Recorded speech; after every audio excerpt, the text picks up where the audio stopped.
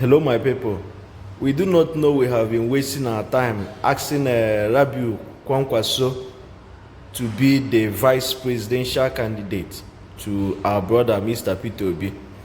Now, the Labour Party, through Mr. Peter Obi, has chosen the best candidate ever to merge with Mr. Peter Obi to lead our country to the promised land.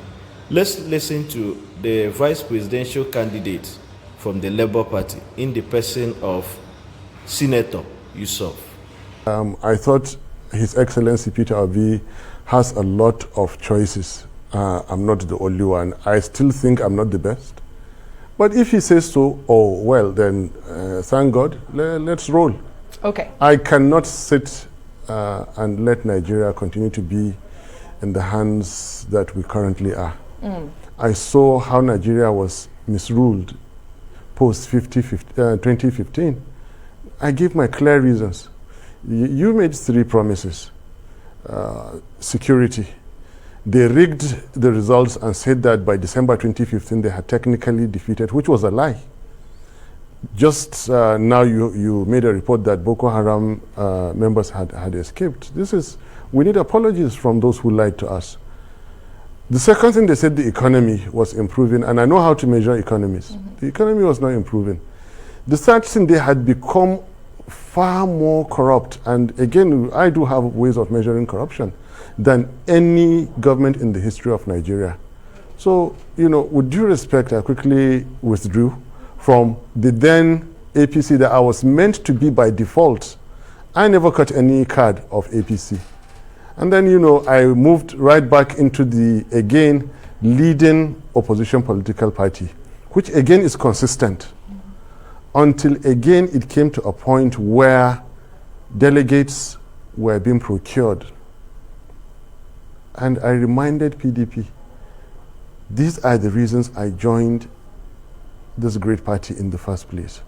I had made it conditions that if PDP were to hold clean, credible primaries, I will continue to be with it. And that is the only thing that will bring success. It didn't happen. Okay. So the first thing I did was to withdraw from the elections. When they saw that, look, if such a person will not participate in the corrupt ways of nomination, if for any reason he is given any role to play in government, then he is going to be an island. There is no way he will play ball as is played. Therefore, there is no future for me in that party. And then I was approached by a party that has turned out to again be the leading opposition party in Nigeria. So consistently, I am in the leading political party in Nigeria, and this is very consistent. Let me give you a good reminder. The President and Commander-in-Chief is fully in charge of the economy. Being in charge of a council does not make you in charge of the economy. Just a correction I want to make. You supervise. I said you chair the National Economic Council. Yes, but the economy is squarely under the President and Commander-in-Chief. In rescuing Nigeria's economy, the first thing you have to do is put a stop to the slide in the Naira. Define Naira correctly as officially an appreciating currency. Use that to attract foreign currency into Nigeria. When foreign currency, not investment per se, when foreign currency can come into Nigeria and stay safe, translate into at the right exchange rate, foreign investors will send. When Naira is realized by companies, by individuals of means, they do not have to rush to convert it for safety. You now have a stable currency. The other fundamentals are power. The other fundamentals are electricity, when you say power. Yes, electricity, sorry, electric power. The other fundamentals, of course, are a sound public service in which money is spent in such a way that results are obtained. That covers everything from the security to everything. What would you say is your economic philosophy? Capitalism, socialism, welfarism, or what? Liberalism. Liberalism. And just to let you know, that era has passed. Those doctrines were relevant up to, in Europe, they were only relevant up to the 80s. In African context, by 90s, they had died out. There's only one option. It's the private sector. No more capitalism, because capitalism has come to stay. It had come to stay since mid-70s. So those doctrines you're talking about are relevant in economic history as a subject. Right now we're talking about private sector philosophy being the engine of growth, public sector being the engine of regulation. So are we going to be seeing privatization of a lot of government assets should the Labour Party win? Is that what you're saying? You just have the last bit of government enterprises that are yet to either be concessioned or privatized. And by the way, privatization is almost over, because all those moribund companies have gone. Government is no longer, government is struggling to pay, in the case of Nigeria, struggling to pay salaries, struggling to pay debts. How can you even own enterprises or industries or companies? That era is gone. It's a matter of individuals establishing refineries, and thank God you have an individual who is making it, fertilizer plants, airlines, in my own kind of case, a university or two universities, hospitals. We spend money better than when government does. That is the philosophy, no longer capitalism or socialism. That is gone. What I'm bringing to the table is a flair for educating Nigerians. There is a pyramid I will try to convince our team to build and block all the gaps. The entire population of Nigeria, one must fall into one of these. Basic education, civic awareness, enlightenment, education, and professionalism. And in so doing, we have blocked any leakage no Nigeria will want. I will try to work with my team to see that, with the team, to see that the average Nigerian salary takes one across from the first day of the month to the last day of the month. I am bringing to the round, to the table, to the system, the feeling of liberty to all Nigerians that we are taking back our country, which presently does not belong to us. Drive from anywhere to anywhere in Nigeria, stay in any hotel, transact your clean business, and Nigeria belongs to you. Right now it doesn't belong to us, it belongs to people in the bush. Reform the typical family budget. Everybody is now spending on security, blocking your windows, metal doors, security doors, power generators. That's to those who can even afford. We want to make life simpler. You spend less on all those because the government has spent money well to take those off of your family budget. I'm bringing to the table consistency with the character of His Excellency Peter Obi to attract more of the new generation.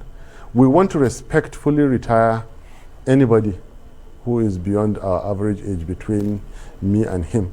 Logically speaking, you see, when I was just completing my NYSC, one of the presidential candidates of today was already a presidential aspirant. In 2018, I was aspiring with somebody whom during my NYSC was already a presidential aspirant, and still today.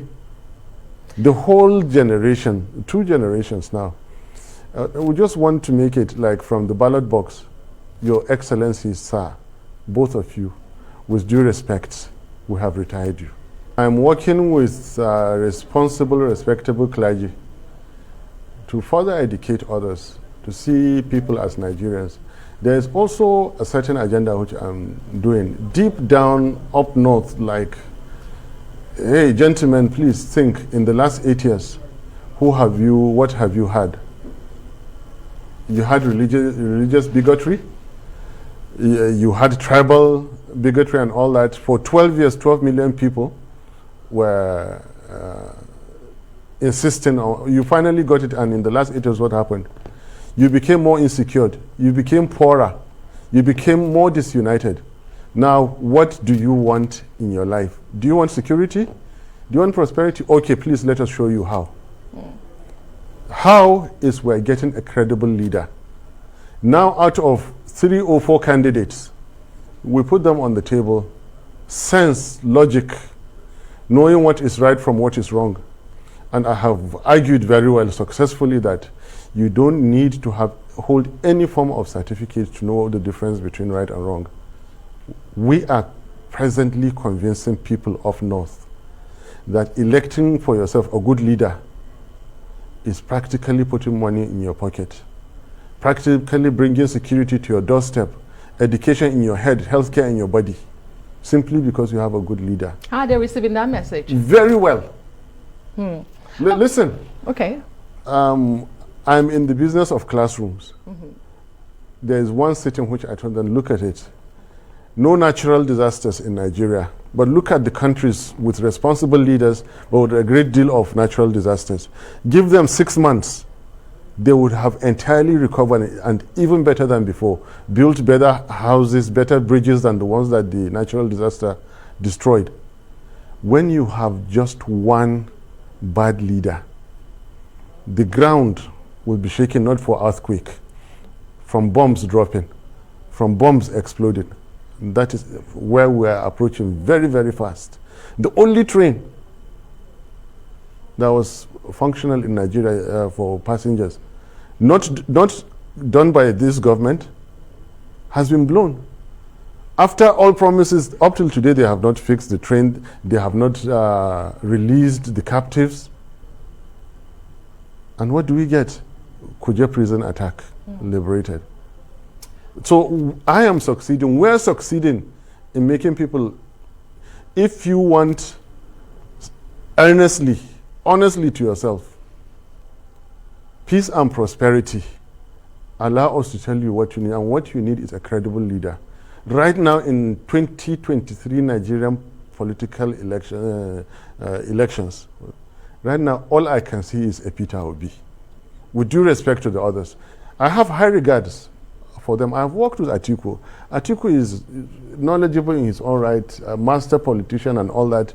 Tinubu is the master politician, but he didn't have to bring a Buhari to Nigeria for 8 years because he wants to be a president. He didn't have to do that. If he was that good, he should have simply taken Nigeria in 2015. Why bring Buhari and all that has happened? But Buhari was such a, I don't want to say it, such a bad leader. Why hold a certain part of this country with disdain? Because they gave you 5%. He said it, so if I repeat it, I'm not wrong.